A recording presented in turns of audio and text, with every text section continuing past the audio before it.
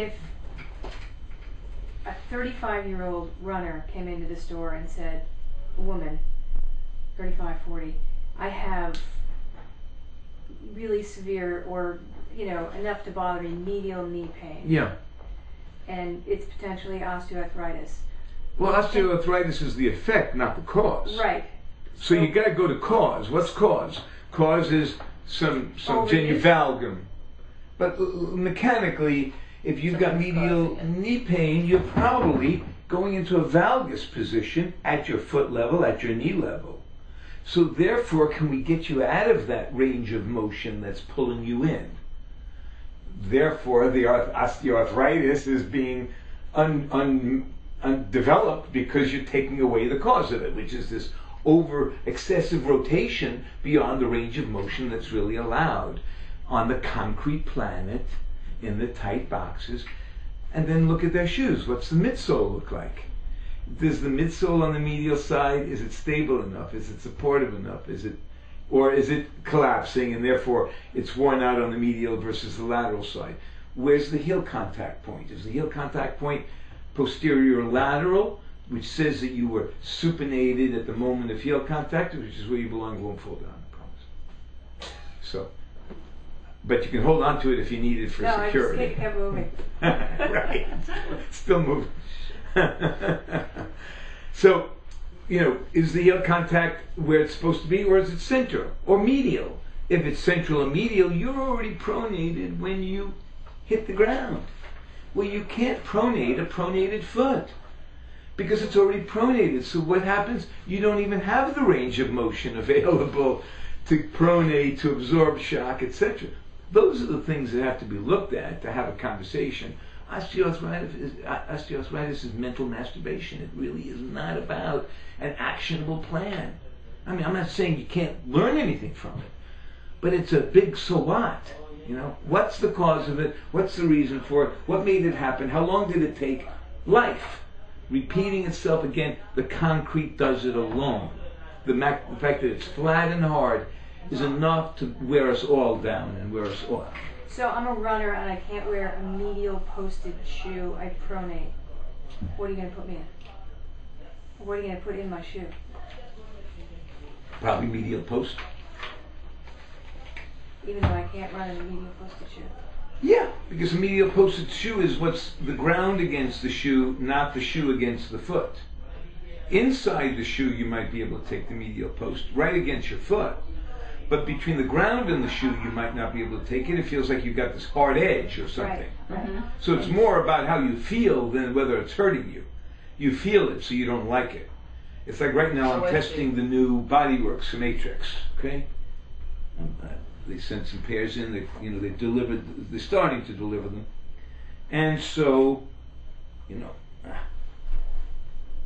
but it's such a good example of all the points. This shoe. And again, not to use this in any competitive way with Atrix, because I'm doing this in my relationship with them.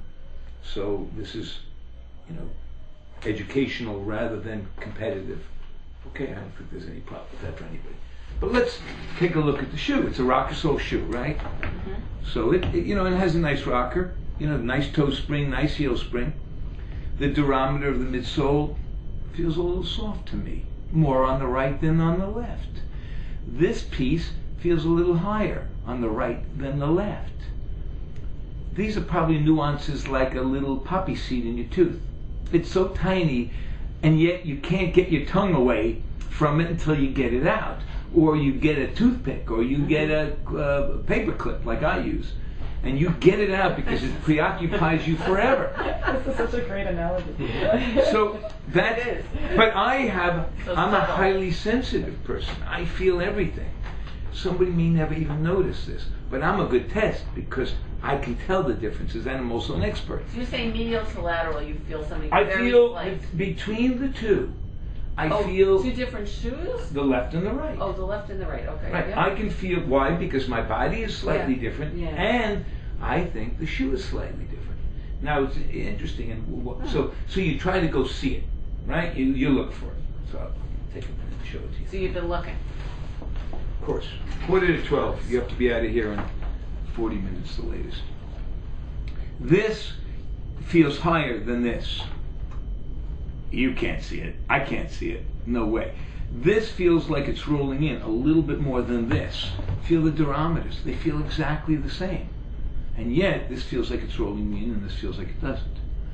I look at the insoles. The insoles look perfectly symmetrical. I mean, I can't see anything at all. And I would guess it isn't here. I would guess that this cookie cutter is probably reproducible at a higher level of consistency. Maybe not. Maybe it's here. Maybe the durometer is a tiny bit lower on the right one than the left one on the medial side. Doesn't even make any sense, but it could be. So when you get all done, so what do? Right? Well, I could put a little 1/8 of an inch medial heel wedge just to keep me from rolling in, to take care of it. I can fill up the arch cavity a little bit. I can maybe fill up the left one a little bit more because I feel the higher point on the right. And that's why Podorthics is an art. And that's why this conversation is about art.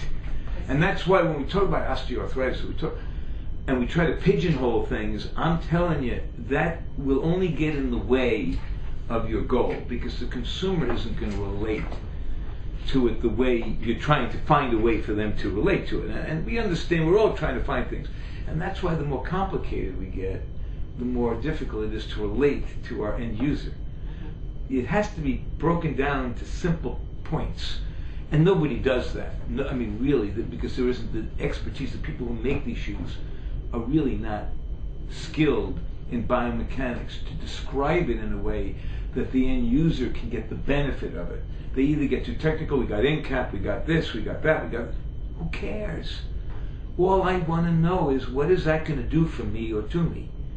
And that's the one thing I would say to you all, is remember that your audience doesn't relate to it the way all the technical people relate to it. It's just not about that. And if you have osteoarthritis, who doesn't have arthritis? I mean, you reach a certain point, you busted a finger once playing basketball. That's always going to cry when you're a little bit off. It may be off when you ate wrong, it may be off when the weather's too cold or wet, or whatever it is. So we live with that. Osteoarthritis isn't the end of the world to us, but pain is, right? So pain is a worthwhile conversation. Pain relief, even prevention isn't a good conversation because people aren't interested until they have trouble. So I'm getting from you that if somebody has osteoarthritis or any kind of arthritis, there's so many variables in what they're dealing with, right, that you can't really say, well, this shoe is always the go-to shoe, because exactly, somebody might need rigid, somebody might need flexible, all depends on who they are. And what their specific condition is and where it's specifically located. Right. For example, if they've got some degenerative joint disease, which is an arthritic problem, in the middle of their foot, they need the maximum stability in the middle of their foot. If they have it, and it's not so much about motion this way, it's more about vertical force to stabilize and support. Not that you'd ever have motion, although some companies, including New Balance, actually make running shoes and athletic shoes without a shank in it, so the shoe will collapse, which is what can cause the degenerative joint disease. So every part of the foot and every condition has the nuances to find the right particular solution and conclusion.